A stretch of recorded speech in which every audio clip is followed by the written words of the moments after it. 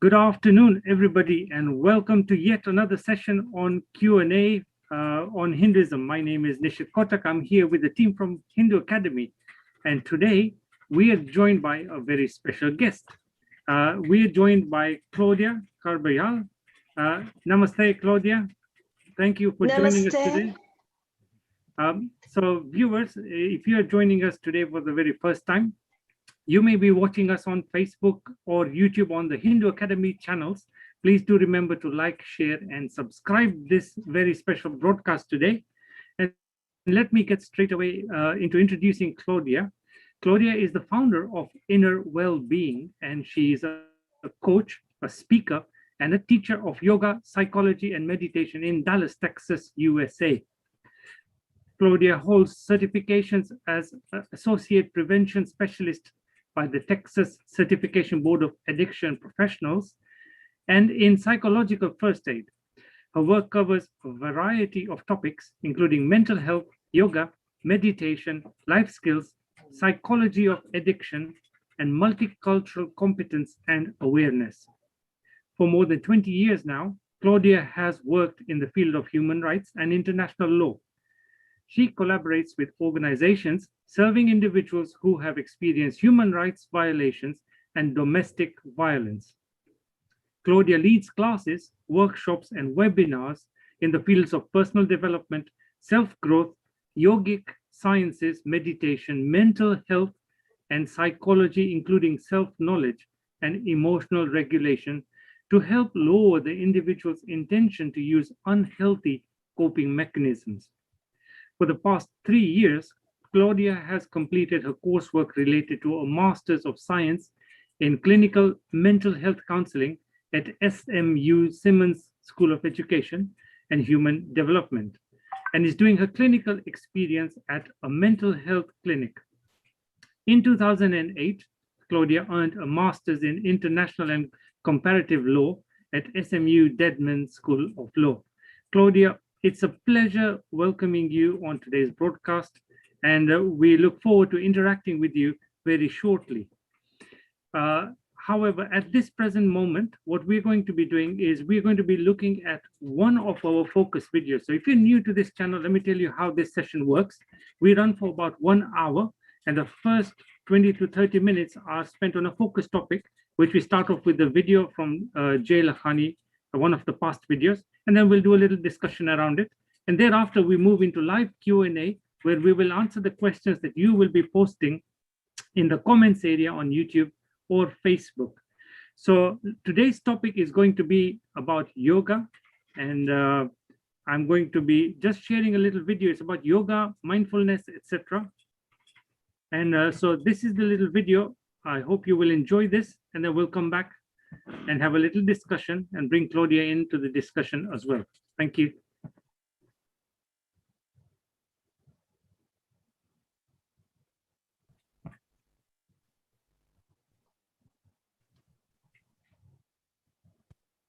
Fast fix meditation without following those Patanjali steps. That's my first feeling. So on one hand, I'm making into a muck meditation, kind of fast fix meditation without following those Patanjali steps. That's my first feeling. So on one hand, I feel that we shouldn't be doing that. But on the other hand, I think, even if we get that spiritual connection for a short time, maybe it's okay to do the meditation. Maybe it's okay to introduce people to meditation. So I have, what would you say to that? Okay, first of all, you must recognize that we are a living, evolving religion. So what was suitable in the time of Patanjali, like the Ashtanga, 8 steps, was suited perhaps to his own time. I'll be very frank. Even though I'm attached to the idea of Patanjali Yoga Sutra, I am saying that as time evolves, as we evolve, the way we relate to the idea of meditation should continue to evolve as well. So when I come across lots of movements, which are very genuine movements, or talking about mindfulness, it doesn't offend me at all. In fact, I feel that they are in a way doing the same thing in a correct mode suited to our own time. I meet a lot of people even in Eton College who say we are practicing mindful meditation. Every step we take, every moment we breathe, we are trying to become more aware of ourselves and the world that we live in, just becoming more mindful about the way we live our lives. Is that anything against the teaching of Patanjali? No. So even though the first few steps, they're very severe, like yum and niyam, most of the Westerner will run away from them because you say celibacy, by the way, and they'll say, no, leave us alone. We can't do it without it. So it is going to be difficult for them to follow this kind of very rigorous pathway presented by Patanjali. I'm not compromising Patanjali, but I'm simply saying the world has moved on. And I meet a lot of Westerners who are practicing mindful meditation, and when I look at their method, etc., I'm very comfortable that they are successful. What's the aim of Patanjali? What's the final, the idea of samadhi? The idea is this. You become so one-pointed that the distinction between subject and object is removed. So you become so, if you like, you embrace whole of reality totally. This is the whole idea of mindfulness. So it's not that, oh, I like him, I don't like him, he's red. You don't kind of categorize things. You embrace the whole of this reality as if this belongs to you. It's the whole of reality, not categorize things.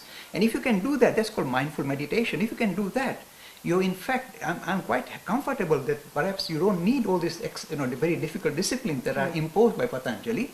I'm not compromising Patanjali. Those people who are kind of very devout and want to follow the Patanjali pathway, I said, carry on, my friend. It's a very tough pathway. The modern world requires something like a shortcut. And mindful meditation, which is very much a Buddhist way as well, it seems to be more practical and applicable to the world that we live in.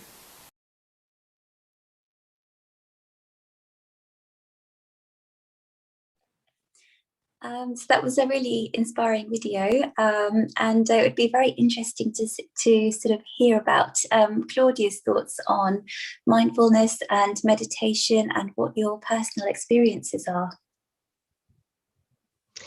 Yes, thank you, Sita Ji, and everybody for having me today. So my experience with yoga and meditation, mindfulness, as it's called these days, it's very positive.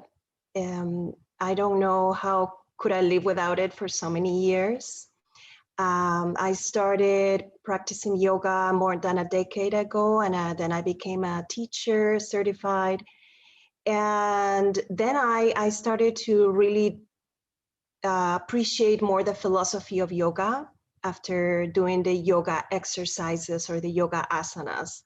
So that is my specialty, yoga psychology, what I call the yoga of the mind. And it goes perfect with the mental health field that I'm doing right now. So yeah, that's my experience with yoga, meditation. I try to keep a practice, daily practice, as supposedly we should do, of a few asanas in the morning and meditation, either in the morning or at night. So yeah, there is very specific practice for hatha yogis, and I try to adhere to that. So it's wonderful, meditation has really helped me to concentrate better in school and at work and think before speaking. I think that's one of the gifts of meditation, that it really helps you be more conscious of your words, of your thoughts, and less violent, less confrontational, less emotional. And I think that's the beauty of it.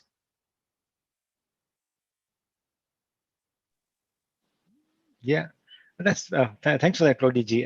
Just another question I have, because you do both. It seems you do the exercises as well, and you also do the meditation part. So how do you link the two? How do you link the exercise part and the meditation part? Do you think both are complementing, or how does it work? Yes, absolutely. Both go together. There is actually, in my opinion, you can do meditation in very different ways. We can meditate with walking in the park. We can meditate at work. If you quiet your mind and you become more conscious, and there's different types of meditation. When you want to do it really very professionally, so to speak, so you can really get to know yourself better, connect with your spirit, with your soul, your Atman, as it's called in India, or your Jivatman.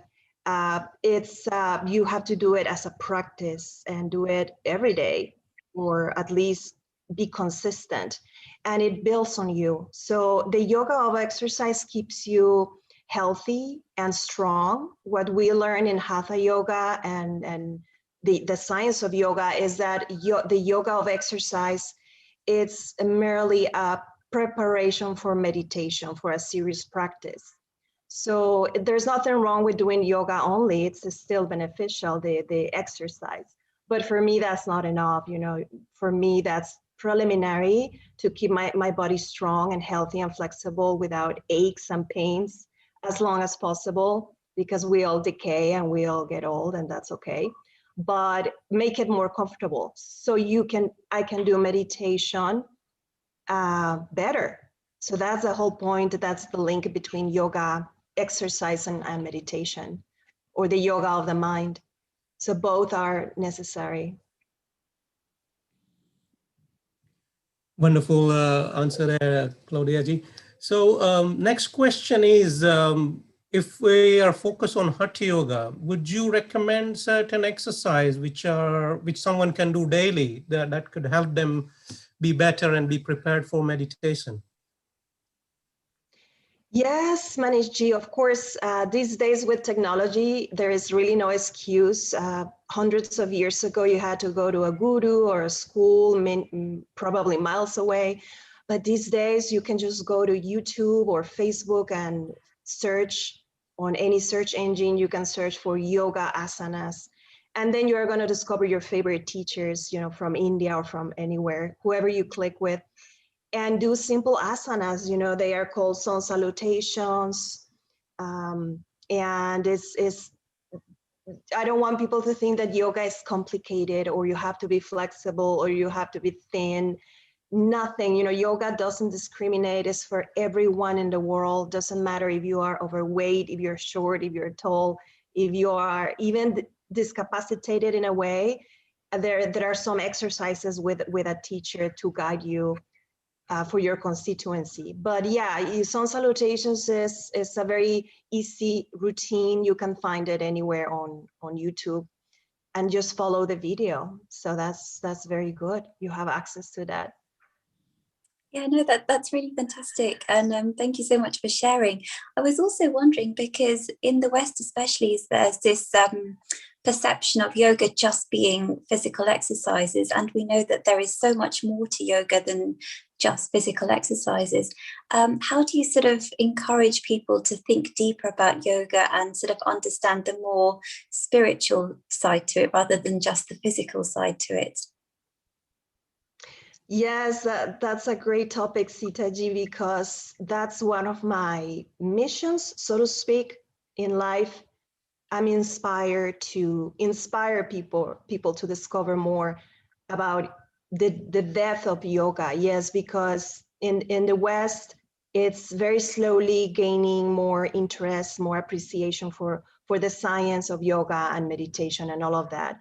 But I think we are just using the tip of the iceberg, right? It's just a very small portion when yoga studios exploded, and I think in the 70s or 80s in the US.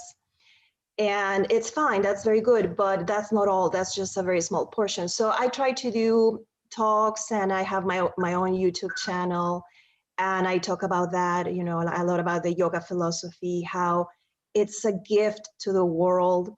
It really is, you know, it's thousands of years old, and it has survived for a reason. It is based on self-exploration and revelation of higher intelligence. And that is very difficult for Westerners to understand, right? Because we are science-based. So if I don't see it, if I cannot touch it, if there's no research evidence on these, it's not valid. And I am a scientist myself, being a mental health practitioner, well, not practitioner, a student, an intern, growing into a practitioner soon, hopefully when I graduate. So we study research and statistics and evidence-based. You know, our practice has to be based on evidence, and that is good, obviously, for obvious reasons. But there is also another dimension of our being, of our existence, right? Which is our spirit, the soul, and that self-knowledge, the true self, what we call it. And I talk a lot about that to help people, inspire them to get curious about those other aspects of yoga. Yeah. Oh, thank you for that, Claudia ji. One other question I had, I mean, you mentioned about mental issues. I mean, that is a very big problem at the moment, especially in the West. There's so much stress everywhere. So what kind of techniques do you advise people to take with meditation? Because that is very badly needed today, because you see a lot of issues with that. So can you give us some guidance on that? Yes, BJG, yes. There is a lot of stress around the world because of the pandemic. Obviously, this has added to the stress, the uncertainty, the fear that we are all feeling. And right now in India, things are pretty bad, and many countries are going to hit that peak, right, with the coronavirus pandemic. So it's not only a problem in India, but it's everywhere. And it's not going away. So that is very hard in our psyche, in our psychology. Our survival is at risk. So yeah, it's very bad. What I recommend right now and always in general is to, I would say several things. First of all, what I have learned is to see life as, we say in yoga, you can see life as a movie, so you don't take it too seriously. And that is also very hard to understand, to assimilate, because it sounds like, how can I see my life as a movie? It is my life, it's here. I feel it, I'm living through it. Yes, but yoga, the wisdom of yoga is your mind adds more drama and more suffering that is necessary, right? Because when we come to this physical existence, there's good and evil, there is pain and happiness. So life is like a coin. It comes with both sides. There's no other way.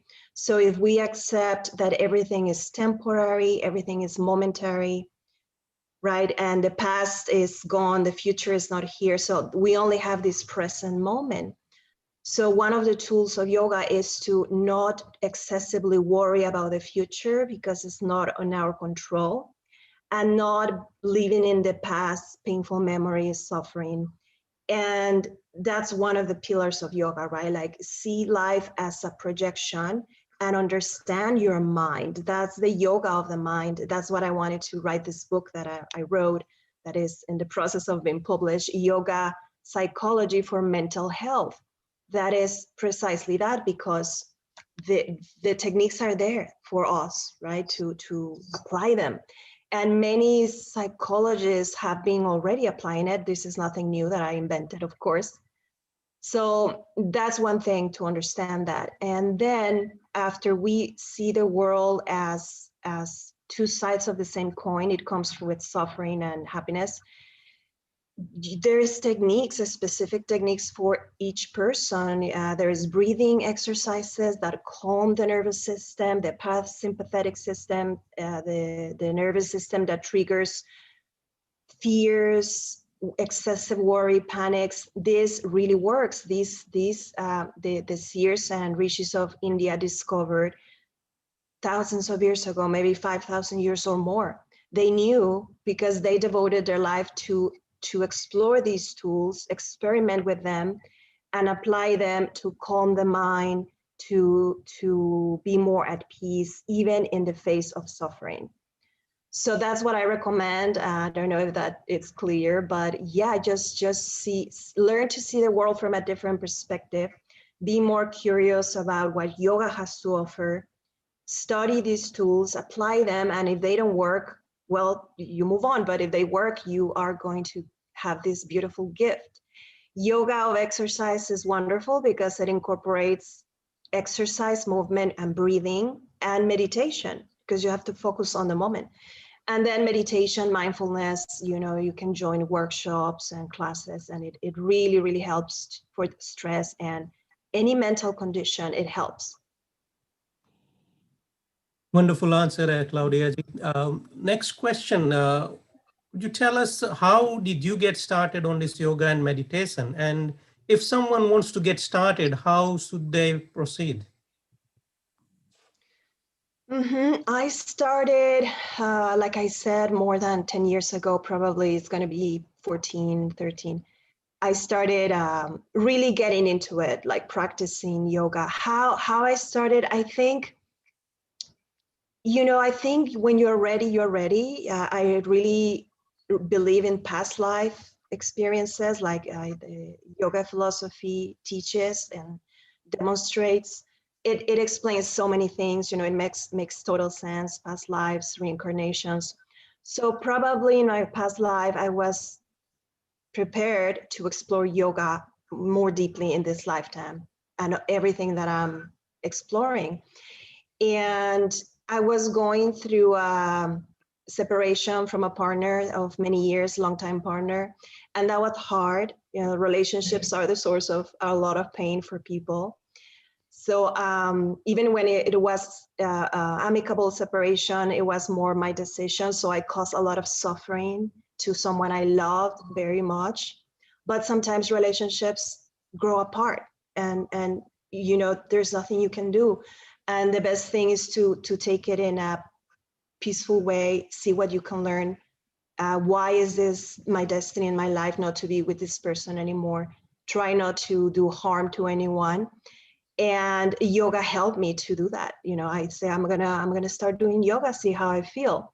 So that's probably one of the triggers that pushed me to do it more seriously. You know, like actually go and get a certificate and do it every day. And then slowly that brought me to a more serious meditation practice. And reading, you know, there's so many books, literature about the benefits that when you start getting into this world and going to yoga classes and training, formal training, you read books, you go through a lot of material. So that spikes more and more questions, more curiosity. At least that's what happened to me. So I hope I answered that question.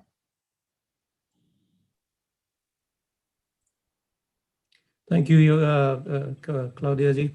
So we got one question from Asa Satpati. She's saying she started meditation in baby steps, like 5 minutes, but she find it difficult to do more than 5 minutes. How she can improve on it? Yes, that is totally fine. I always recommend don't push yourself to do things that make you feel uncomfortable. At least at the beginning, just do what feels comfortable. If you do 5 minutes every day, you are doing great, right? If you're starting, that's perfectly normal, because we are conditioned to be always on the go, be always moving, always thinking, always doing. You know, in Western society, if you don't do that, you are abnormal, right? Something is wrong with you. You are too passive. You are not a go-getter. So we have all these imprinted in our mind.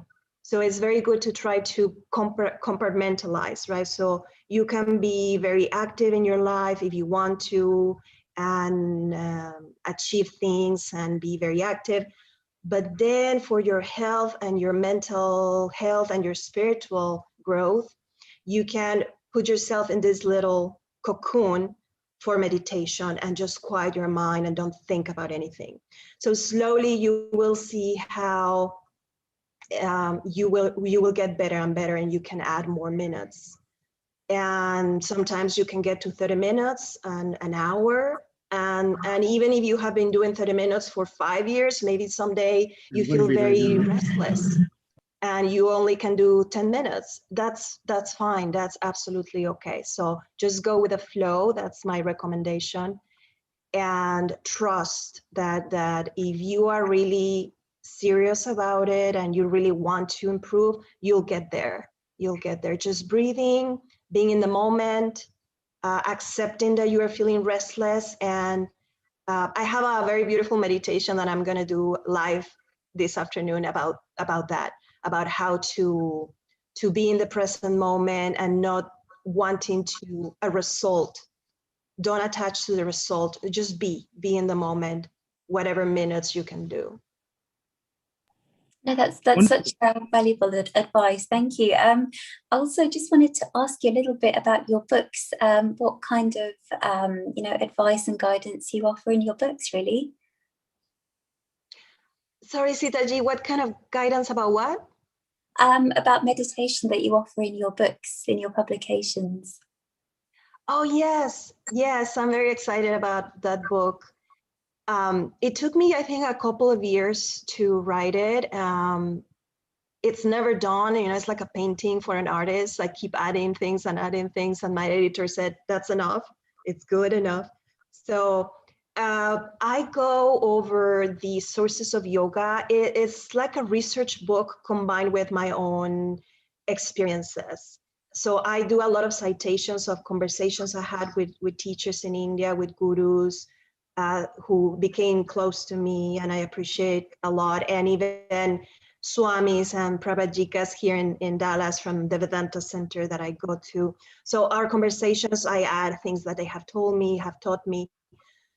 So I have a section for meditation, and I explain what I have learned about it, what the books say about it, how can it help in mental health, because that's the focus of the book. And yeah, I go over that a little, and also breathing. I think breathing and meditation combined is very helpful, breathing techniques. We are talking about very sophisticated breathing techniques. That are hundreds of different breathing techniques that you can do. I only know a few, you know, I have taken some courses here and there, but breathing prepares you also for meditation, and during meditation to really connect your energies, to create a good energy field in your body and your mind, and really help you go through the meditation easier. And I also explain that meditation, dhyana, which is called in India, it's a difficult thing, right? It's not impossible, but it's not easy. And before that, we have to go through other steps. So I explain that in my book, like every yogi knows this, right? Like is the withdrawal of the senses, the pratyahara, pranayama, the breathing. So you go slowly, right? Incorporating these attitudes, behaviors, and then you go into deep withdrawal, deep a deep meditation, which is called dhyana. And that is hard, it's not easy, but it is totally possible. It's just practice. Thank you, Claudia. It's been really interesting to see all these questions and the topic being explored thoroughly. Now, I have a set of questions for you. These have come in through the web from a few people, and a few are from myself.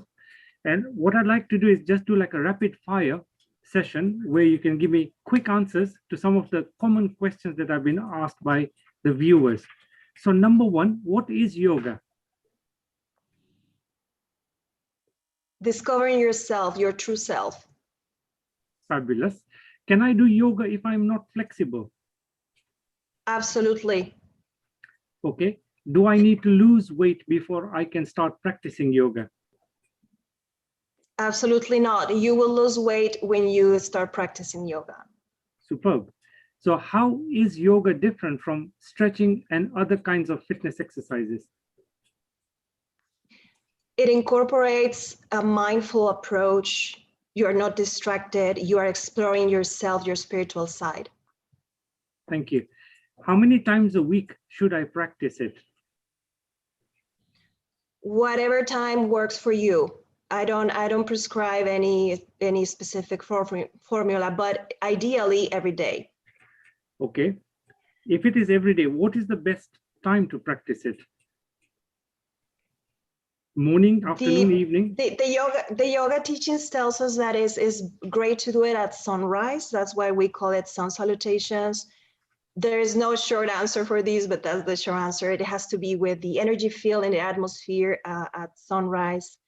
And before dinner, before sunset. That's what we are taught that is the best times for different reasons. Fabulous. Now, does one have to be a vegetarian or a vegan to practice yoga? You don't have to be vegetarian or vegan to practice yoga. Yoga is for everybody in the world, but it is much better for many reasons. Yes, that we can discuss later. Okay. Another common question I keep getting asked is, how can I get more comfortable sitting cross-legged? Okay, this is a question I get asked a lot, and it has to do with your bone structure. So don't feel bad or don't push it, as sometimes your hips are locked because you have never been cross-legged on the floor. actually in India, people are born like that, very naturally sitting on the floor or squatting, you know, so they are used to that, their bodies are used to that. So if your body is not used to open up, it's going to take a while, it's going to be painful, you're going to have aches and pains because your bones are opening up, literally the bones in your hips are opening, so, and your ligaments are stretching, but just keep doing it, go slowly, don't push it, and if it's too painful for whatever reason, just sit on a chair. So carrying on from this, the theme, I have the last two questions, which one of which is, should I keep meditating in the lotus position if I get pins and needles? If you are in pain, you should get out of that position because you are not going to be able to meditate properly. You are not supposed to have a lot of pain or aches because it's going to distract you. But at the same time, you can do it as a very high practice, you know, to ignore the pain and go into meditation. But I don't know if everybody's able to do that. But just try to sit comfortably, maybe do more yoga, more time, more years to be more flexible, and just sit on a chair, not in the lotus position, with your back against a wall or on the floor with the legs extended. That's perfectly okay for meditation too. And the very last question is, how do I know if I'm pushing myself hard enough? Oh, I love that question. How do I know if I'm pushing myself hard enough? So I'm assuming you want to push yourself more and you want to know if you are doing it. Well, you will feel, if you're talking about yoga asanas, you will feel sore like any other exercise. That's fine as long as you're not hurting yourself. You know, if you are pushing yourself, it's good to go to the next level. If you have a yoga teacher that can guide you, like, okay, slow down, don't push it anymore, rest maybe every other day. It depends on how you're feeling. So I don't want to give like a general advice on that, but yeah. And as far as meditation, how do you know you're pushing hard? Well, you will know, you know, this is a personal journey. So I cannot tell you how you will tell, but you will know. Just trust your instinct, trust your own feelings. Fabulous. Claudia, that has been an amazing set of rapid fire question and answer sessions. So thank you so very much for that. Manish, back to you for the rest of the Q&A. Thank you, Nisibhai. That was wonderful rapid fire questions. Love to hear that. And great answers from Claudia ji. Now we open up to the panel. The discussion is, you know, we've seen how useful yoga and meditation. So why don't we teach our children from start in schools and colleges so that they get introduced to it much earlier rather than come back later in life when crisis hits? So do we teach yoga and meditation in schools? Claudia, if you could start off, please. Yes, that's a wonderful question. First of all, I feel humble that everybody's asking me, you know, a Westerner, about all of these, because you are the experts. But the reality is that not even in India, I have learned from many sources, not even in India where yoga was born, South Asia, but mostly India, not even there people are studying meditation and yoga as much, right? Like in terms of the general population. And of course you have 1.4 billion people, and not everybody is going to assimilate the teachings of yoga philosophy, or yoga exercise for many different reasons, lifestyle, necessity, or lack of knowledge, whatever it is. And in the West is the same thing, right? Is not taught. I think it's not taught in schools for several reasons. Talking about Asia or India, which I have been several times, I'm not an expert whatsoever, but I feel comfortable mentioning that I know that India is a great country in terms of many things, in terms of wisdom and knowledge and spiritual knowledge. And the world needs that. The world needs you. And that's why when I discovered the Hindu Academy, I took your course, and it was fabulous. With, you know, with Sri Jay Lakhani, very passionate, very knowledgeable person. And what I know is that in India, after the independence in 1947, there were efforts from the government to suppress anything that was not evidence-based, right? That's my understanding. Not a lot of importance to yoga teachings, yoga philosophy, and they wanted to separate government from religion. And even when yoga is not a religion, the whole system is attached to spirituality, religiosity, all of that. So that's my understanding. So there was a separation. And in the US, it's the same attitude, right? In the United States, there are a lot of public schools where meditation and yoga absolutely needs to be a class, a core class for children since they are in kindergarten. Some schools that are more progressive, they are doing yoga and meditation, but I think it's just a matter of waiting in the future. I think every school is going to teach it because there's no way back. We are just moving forward with more evidence, more research. So that's part of why it's not taught, because we are still trying to understand, okay, is this really working? Is this evidence-based? Is this science-based, or is just imaginary? There's, where is the evidence? But now, since we had a lot of scientists like at Harvard and these prestigious schools that have been doing research with the Dalai Lama and putting scans on Tibetan monks, you know, really researching the effects of meditation. Now they come back and say, oh yeah, it really works. You know, it creates more gray matter. It helps calm the nervous system. It makes you smarter, more focused, more concentrated. Here's the evidence. And now everybody says, oh, okay, so now we are going to appreciate meditation.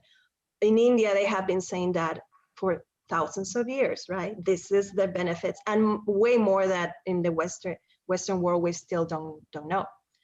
So that's one of the blocks for not teaching yoga and meditation in schools, that it's still in the works if it's really evidence-based. Of course it is, so it's gonna happen. Another reason is there is a lot of politics, red tape in schools everywhere, including in the US.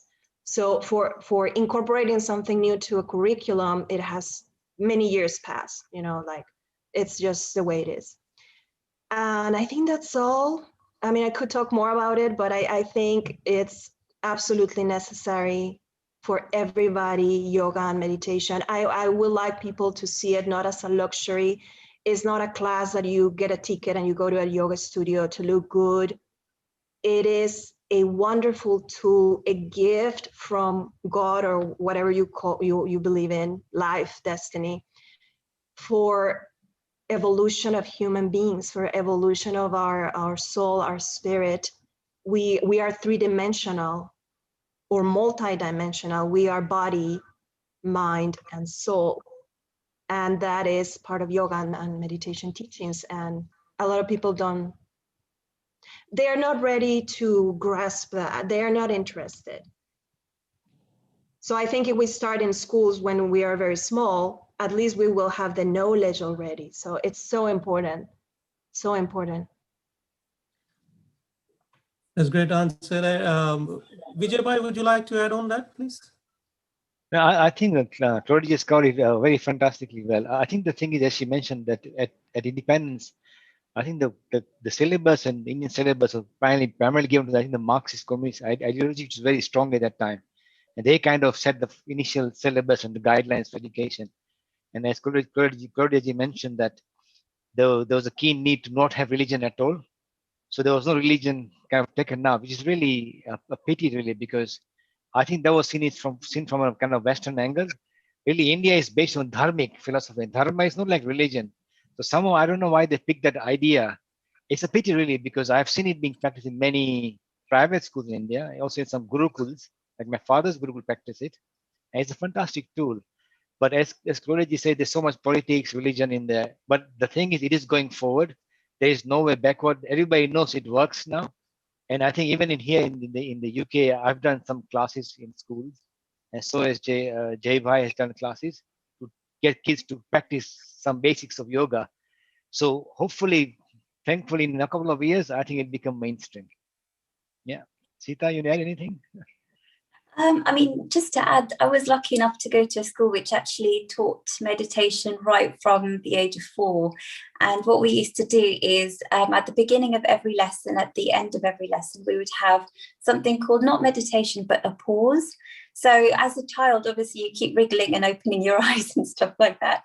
But it was something that was instilled right throughout my education, that we'd have a pause at the beginning and end of every lesson. And, you know, sometimes you'd be like, oh, I can't be bothered to do this.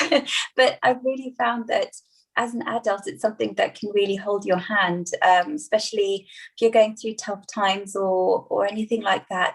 If you just have that pause in the middle of your day, it can really kind of calm your mind down and give you a better perspective, really. So I was lucky enough to go to a school which taught that in London. Thank you, Sitaben, for sharing that. Saurabh Kulkarni is asking what to think while meditating. Sitaben? What do you think? Oh gosh, okay. So it's a very individual journey, I think. So if you are attracted to the idea of God with form, you might want to repeat the name of that particular form of God, whether it be Ram or Krishna. It might be a mantra which you are particularly drawn to, for example, the Gayatri mantra. And it could even just be focusing inwards on yourself. So there are a number of things that we can focus on, but it's a very, very difficult process, and it's something that needs a great deal of practice because your mind is like choppy water. And when you try and see a reflection of your true self, it's very, very difficult. So you have to sort of calm the waves of the mind down so you can see a true reflection of yourself. Claudia G, Vijay, would you like to add on that? That was beautiful. That's exactly what I think. Yeah, very beautifully said. Yeah, there are different kinds of meditation. There is also the candlelight. I think it's called tatraka. Yeah, and you light a candle and you put it at eye level and you sit down, and it's beautiful. You don't have to think about anything specific. Just focus on the light. Yeah, I think the same for me. I mean, I don't think I've seen my inner self yet, but I tend to pick up a tree then because I've got a park nearby, and I really look at the trees in great detail and pick a single object and focus on that and try and just get my mind from everything. I just focus on one particular object, a beautiful natural object, and then work from there, really. So yeah, you got to start somewhere. Manish, over to you. Okay, wonderful answers there from everyone. Satyam Singh is asking, can we not reach enlightenment by only reading scriptures? Vijay? No, Hinduism is very clear. I mean, the Upanishads. Actually, I had a class in the morning. I was teaching the Mundak Upanishad, and it makes it very clear. You know, in Sanskrit it says, "Naya matma pravachena labhyo na medhaya na bahuna shrutena," means that not scriptures, not your intellect, and not listening to sermons. They will only help you to some extent, but the only time you'll actually get moksha is when you're ready. When you're ready for it, then it'll come to you. I think we have to accept that these are all tools, right? But remember, Hinduism has never been, or actually all Indic faiths, they have never been religion of the book. They're all experiential in nature. So no, not with scriptures will not, it don't make you very clever. It also give you a lot of mental gymnastics, yes, but not moksha. Moksha has to be experienced, yes. Doesn't matter what path you take, bhakti marg, whatever, or yaj, or yoga, as we discussed the yoga, any path, but it has to be experiential. Yeah, Claudia Ji, Sita Ben, you add on that? Yeah, Claudia G? Yeah, I agree with that. Yes, I think that it's not enough just to read scriptures. There may be some exceptions. You know, I never say never. You never know if someone is advanced or in past lives, they went through a lot of advancement and progress, but it's very unlikely, very unlikely. Very, very special beings only can achieve moksha just by reading scriptures, I think. Yeah, I think it requires like more like a discipline, meditation. Yeah, managing your mind, your own mind, not just reading, but being the master of your own mind, your thoughts, your emotions, your energies. That's crucial because the mind is blocking that liberation. So, yeah. Sita Ben, so, you know, Jai Bhai said he was reading complete works of Swami Vivekananda. and then he decided to meditate and completely hit the jackpot. So that is, in a way, he was doing that. Yes. Yeah. I mean, he told me when he was a student at Imperial, he was doing quantum mechanics, and instead of focusing on quantum mechanics, he was focusing on meditation and reading the complete work. So his focus was there. But it's amazing because ultimately they are sort of both pointing in the same direction. They're pointing to discovery of something that is sort of unknown in terms of the physical realm. So they do in some sense point in the same direction. So perhaps from an experiential level, he was able to sort of touch base with that, which is really inspiring. Claudia G, Jevai, any thoughts? All I can say is that, No, I agree. Yeah. Yeah, all I can say is that Jaybai told me the same thing, that when he was studying in Imperial, if he picked up the, one of the complete boxes from Vivekananda, he couldn't put it down. And I think he did that in Gujarati, if I'm not wrong. Yes, he just couldn't put it down, and it was very hard for him to go back to quantum mechanics. Yes, somehow he had to pass that as well. So very tough choice for him. I don't know how he went through that time, but anyway, he managed to get both done. So good. Claudia Ji, if you want to add on to that. Well, yeah, I discovered Swamiji Vivekananda by coincidence, I guess, through the books that I had to study and read. And like I said, the curiosity just brings you to more and more and more. And I think he's a wonderful human being. Vivekananda is amazing. He can be anybody's guru, if you study. He can be in spirit, a teacher, and be with you in meditation. It's just fantastic. The gifts that we are given, that we don't see them as gifts. This is not just an individual that came to the US to teach Hinduism or yoga. He's a very special being, Swami Vivekananda. Just like Sri Jai Lakhani, like your father, Sita Ji, you're so fortunate to have a father, so special human being. Thank you. Yeah. Right. So we take the next question, an interesting question from Paul Elliott. He's saying in a lot of our stories, we see this Asura, say Ravan or someone like that, they do a tapascharya, and they acquire some occult powers and then cause a lot of trouble. So Paul Elliott says, is that possible? And what kind of tapas can he do to acquire such powers? Vijay Bhai, do you want to start off? Okay, I think there's so many Puranic stories like that in Hinduism. Remember, as Hinduism has got a vast library of such books, and it's because you're allowed to write. Well, everybody is free to write such stories. But having said that, that actually in a way also reflects a real world. Let's face it. You see a lot of people who are not of good mind or who got evil thoughts, doing tremendous disciplines to achieve their powers, to achieve the goals of power and greed. So it's nothing new. It's been running from ancient times, and it kind of still happens today. But I think one thing to remember, that all of us, no matter how cruel a person may seem or how evil may seem, they still have that little sparkle of light that needs to be ignited. Ultimately, we're all divine beings, except for some, they're heavily kind of veiled and covered with fluff and dust. For some, it's more shining. Ultimately, is to get everybody, no matter how cruel, to get that little spark of light come out and shine forth. That's the same for everybody. It doesn't matter if you're Asura or Devas.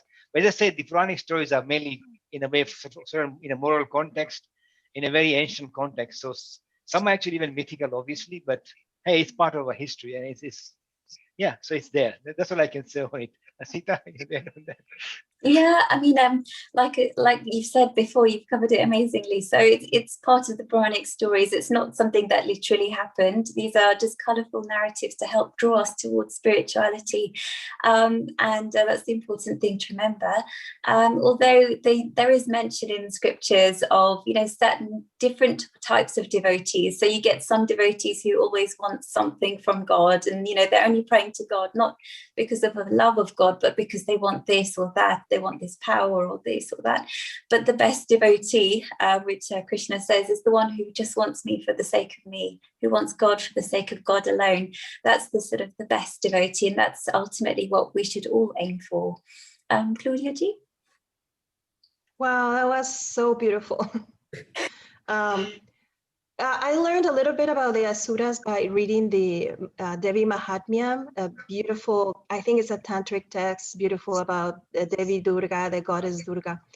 And yeah, I see it as ways to explain a story about good and evil and, you know, things like that, which explains to the people how it happens, but doesn't necessarily mean that it happened in reality. It's like symbolism, no? To explain something.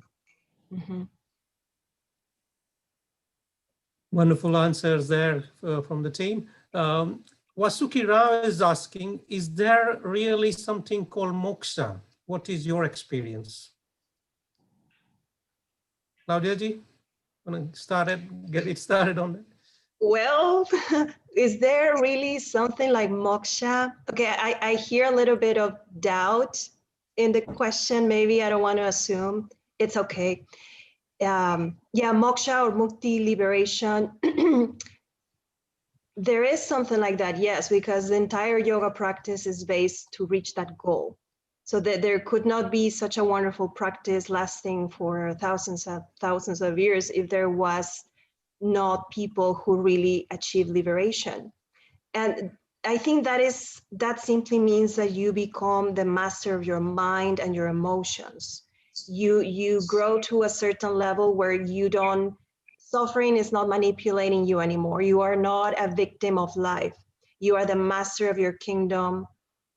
You are controlling, managing your thoughts in a healthy way, your emotions. And then with other things, you become liberated. Yeah, so that's possible. It's totally possible. The answer is yes, there is such a thing.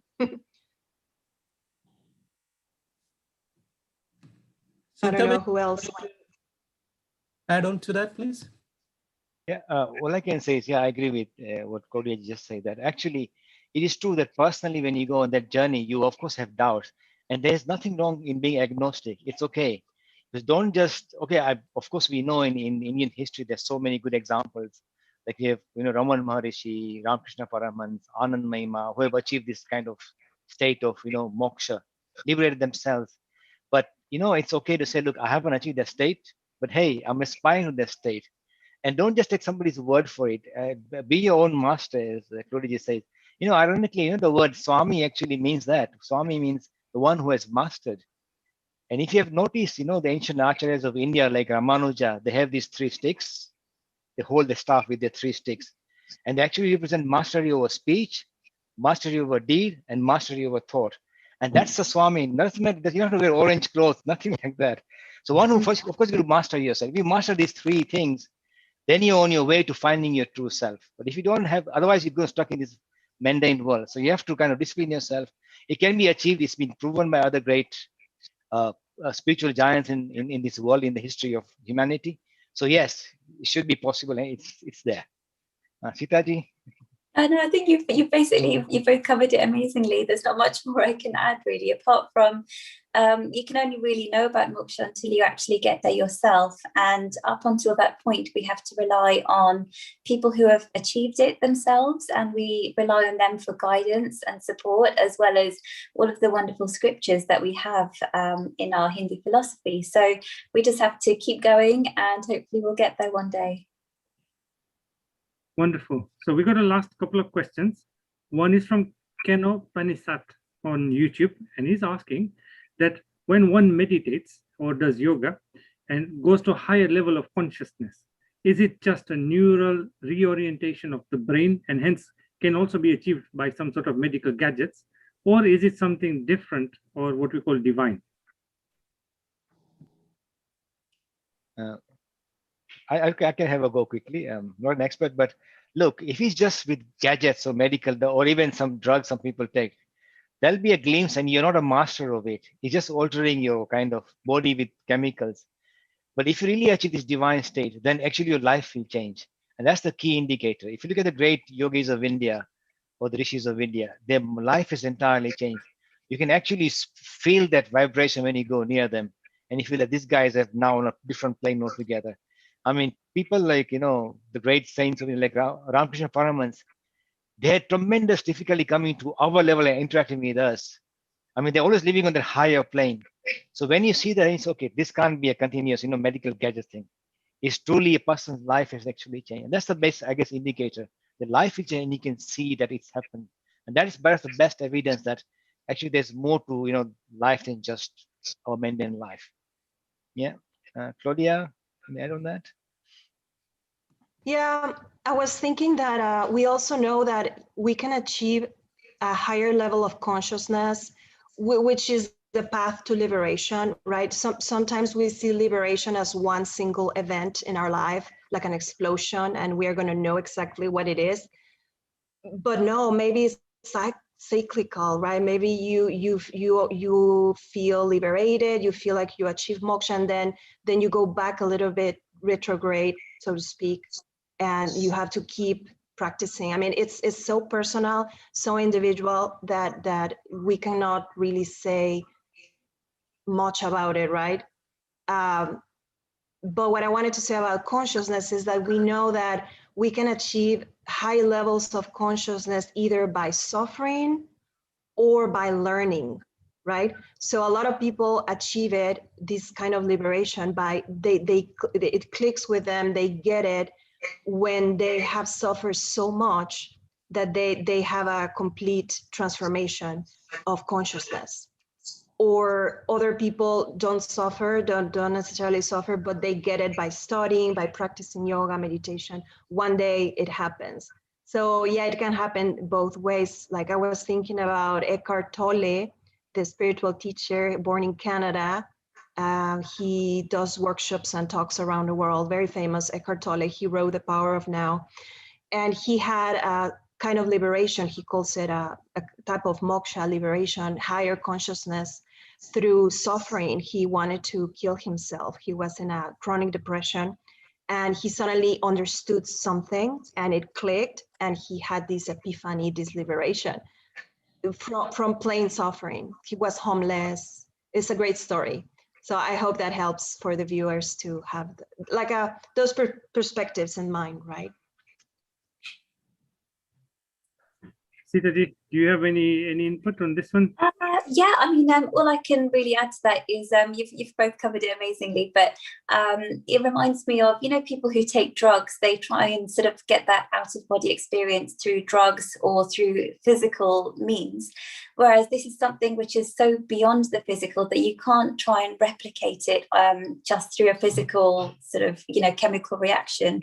And even if you do, it's actually going to be a negative effect for you rather than a positive effect, because people who are on drugs, they are not they're not mentally prepared, they're not mentally strong enough to deal with or handle such a strong out-of-body experience. You need to have done the meditation, the yoga, the discipline. It's so important to have that in place before you actually have that experience. Otherwise, you can sort of become very disjointed as a person and it can be quite damaging. So it's much better to do it the natural way rather than the artificial way. Wonderful. So folks, thank you so very much for joining us on today's call. We are now almost at the top of the hour. I'd like to say thank you to all of you who participated so actively today on YouTube. You've been amazing, truly, and you've submitted some really fantastic questions. A special thank you to our guest today, Claudia Carballal. Thank you so very much for joining us and taking part in our session. Your contributions have been fantastic as well. And the viewers have really been asking about where they can find out more about you. So what I'm going to do is I'm going to just share my screen and show them your website so that they can go back and inner-wellbeing.com. And this is where you can find out more about our guest for today. We also have our own website at hindu-academy.com. And this is where you can access the various resources like the one that Claudia referred to, which is the Hinduism course, which is the basics of Hinduism, etc., etc. Remember, if you wish to submit your questions to us in advance of the Saturday broadcast, you can come to this website and just scan this code, and you'll be able to submit a video question to us as well. Before I close, I'd like to just bring on the rest of the Hindu Academy team, who've done a fantastic job today of answering a lot of questions. The viewers know that these questions are not scripted, they are live. And so it takes a lot of patience and knowledge to answer all these questions in the right manner. So thank you all so very much for your contributions. And I'd like to end today's broadcast. As always, we do end it with a quote from Swami Vivekananda. And so today's quote is going to be this one. The world is the gymnasium where we come to make ourselves strong. So this is in keeping with the theme of the day, which was to be discussing the topic of yoga and meditation. So once again, thank you, everybody. And we will see you next week